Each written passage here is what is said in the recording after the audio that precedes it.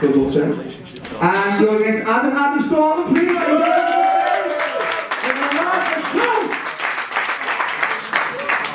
And again, rock, paper, scissors, please. Right, Richard's on you, mate. Which one to go first? That doesn't even reach because Tony's fucking on my ass.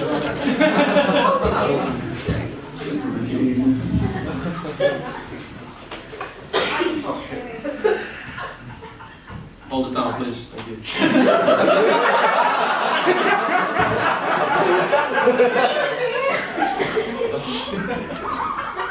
Well, little Adam Staunton, I'm sure people can't believe their eyes. I just want to reassure you, this isn't going to be 3 minutes of jokes about your size. On stage together, the two of us, we must look quite weird, but not as much as those pubes on your chin in an attempt to grow a beard. The audience are looking confused, and I want it to be known, we're not the before and after pictures of some experimental growth hormone.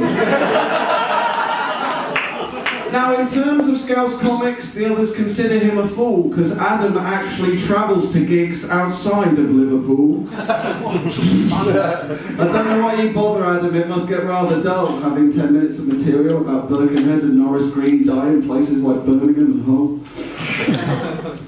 Don't know if I should feel sorry for you though, mate, you haven't got it easy. What are you going to attack me for? Being handsome and a bit sleazy.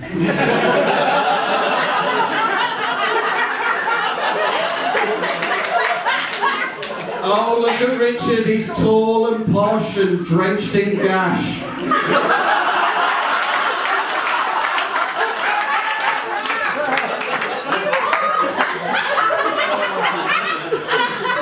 Well, at least he's mortal. I'll give you a hand here, Adam. My material was once reviewed as very bland by Chortle.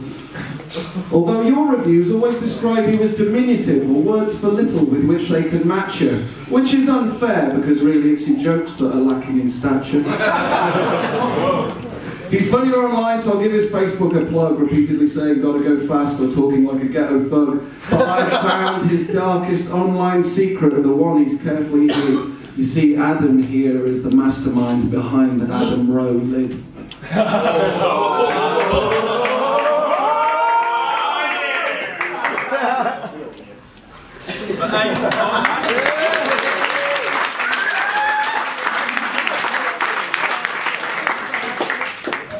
I really should have known how this was going to go, with you taking the piss out of the fact that I can't grow.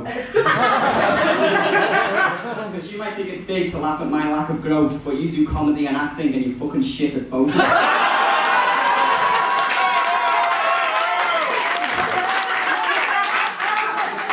Whoever gave you a mic was really taking the mick, because all you can act like is an arrogant prick. Now, I don't know your mum, but I bet she's a prick too. And I don't know your dad, but then again, neither do you. You see, you're a pro act when your daddy's rather sparse. I think you need more than your tongue stuck up Lee Martin's arse. Your material's so shit, you should do Where's Wally jokes. I've got callbacks in my set, you couldn't get one for Hollyoaks.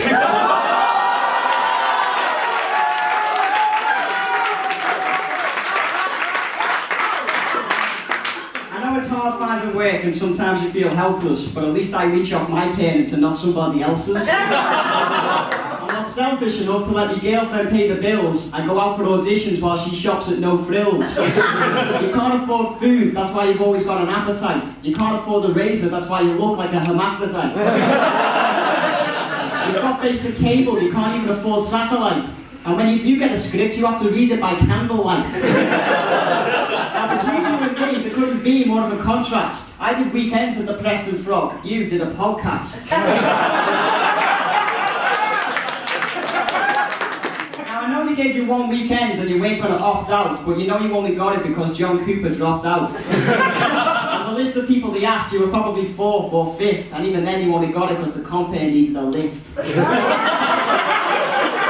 So that was my first verse, yo, and I hope the message is understood. Now just do what you do best, Rich. Stand still and look good.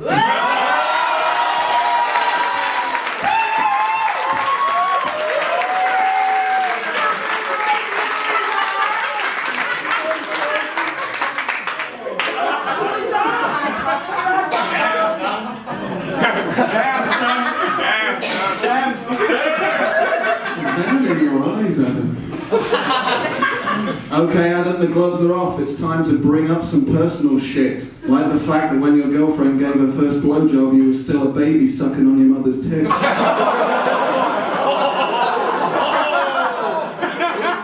The age difference between you and Helen is so vast, I'm surprised she lets you in her knickers. I'm not saying she's ancient, but she remembers it as a marathon when you've been only eating Snickers.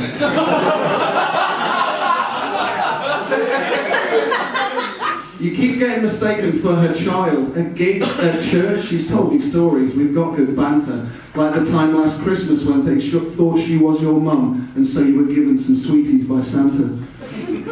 Maybe I'm being superficial. You're intelligent, you're kind, you're funny, you have style, but I do think any woman sexually aroused by you is just a confused paedophile.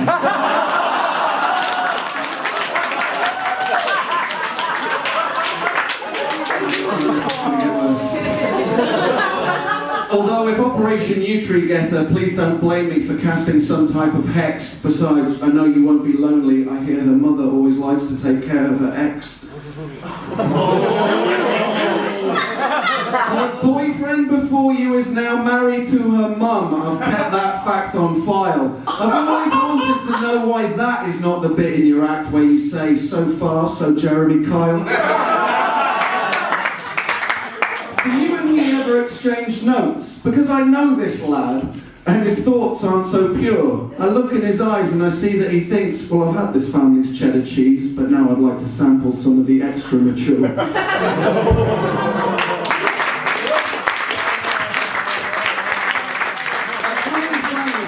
About his relationship. Oh, fuck. Now I know we're going to do this and then afterwards still be pally, but before I came out tonight I had a wank over Sally. When she asked you for a horse, you tried to palm it off with a bike, but you don't get it. She wanted the horse to see what his dick tasted like. I know that sounds harsh, but that's just what being blunt is. She likes them that size because that's how big a cunt is. Angelina Jolie, not because of her glamour or her glitz, but because she's got long legs and no fucking tits. Do you ever lie in bed at night and wonder where her tits went? I reckon she had to sell them to pay her mum and dad rent. See, unlike you, Rich, I'll never die on stage and I'll never be a bore. And I'll never tell my girlfriend's parents that I've been on tour. Why did you lie to them, Rich? Was it to feel more like a man? I'd like to see you go on this to Afghanistan. Where even the Taliban would find your shit material distracting, because it's not just your act that's hack, it's your acting. So you'd love to be an actor, like a real Hollywood player, but the biggest thing you've ever been in is Jonathan fucking Mayer. Looking at your reflection is your idea of foreplay. You can't get an erection unless you do an advert for Subway. Well, since everybody at the back knows they get too shit for weekend clubs, if I were you, motherfucker, I'd get used to selling meatball subs.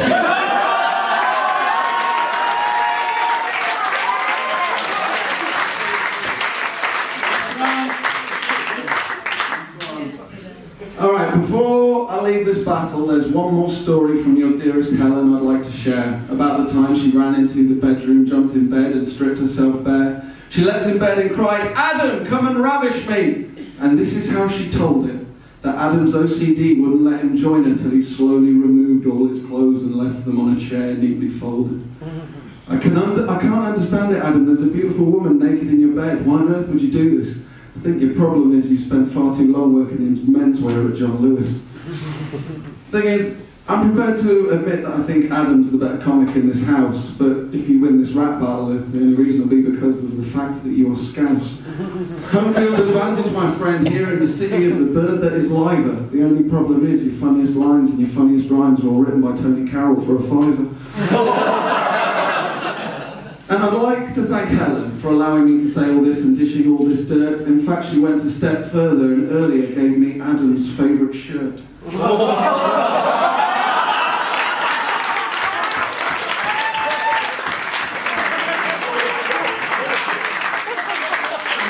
This rap battle's done and I'm sure you'd like to hold it, but I've screwed you like I've screwed this up. Now pick it up and fold it.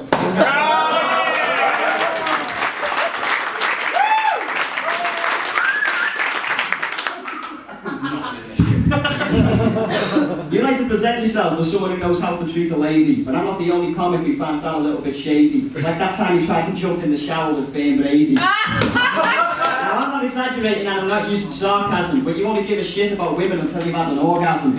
Women are like promoters, mates, they'll just keep on saying no, and for the last time, no one gives a shit if you won rock radio. Let me sum up why no one cares in a way that's concise. Your effect on that competition was like Andy Watson with City Life. There's more depth in your set than in Sierra Leone, and you do look like Richard Bacon, but with an extra chromosome. That means you've got Down syndrome, you ignorant fuck. You're trying to step to me when you're fresh out of luck, because you're shit at everything you've ever tried to do. That's a fact in which I revel, because whether it's heights, comedy or battle rapping, motherfucker, you'll never be on my level.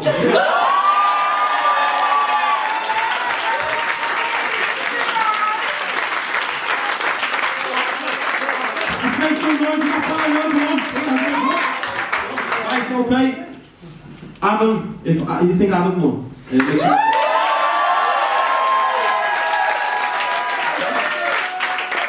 think Rich won, make some noise. Right, go to Adam, round of applause.